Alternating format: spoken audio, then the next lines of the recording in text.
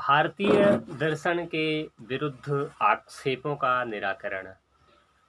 भारतीय दर्शन को निराशावादी, रूढ़िवादी, नीतिशास्त्र के प्रति उदासीन और अप्रगतिशील कहा जाता है, परंतु वास्तव में यह विचार असत्य है।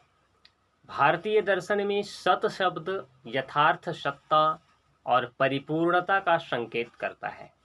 यथार्थ सत्ता अत्यंत मूल्यवान है और यही समस्त आशावाद का आधार है। भारतीय विचारक अनुभव करते हैं कि वे इस जगत से छुटकारा पाकर सत्य के राज्य में पहुंच सकते हैं। अतः भारतीय दर्शन आशावादी है, निराशावादी नहीं। भारतीय दर्शन शास्त्र भी अनेक पद्धतियों, ज्ञान, उसका उद्गम स्थान एवं यथार्थता की समस्या का समाधान, यथार्थता की समस्या के समाधान को अन्य सब समस्याओं के समाधान से पूर्व विवेचना के लिए प्रमुख स्थान देती है। अतः इसे रूढ़िवादी नहीं कहा जा सकता है, क्योंकि यह हमेशा इस बात की विवेचना करता है कि पद्धतियाँ क्या क्या हैं, उनका ज्ञान कैसे होगा, उनका उद्गम कहाँ से हुआ है, वो यथार्थ है कि नहीं, इनकी समस्याएं क्या है, उन समस्याओं का समाधान कैसे होगा, इसका स्थान देता है। इसलिए इसको रूढ़िवादी भी नहीं कहा जा सकता है। भारतीय दर्शन को नीतिहीन कहना भी गलत है।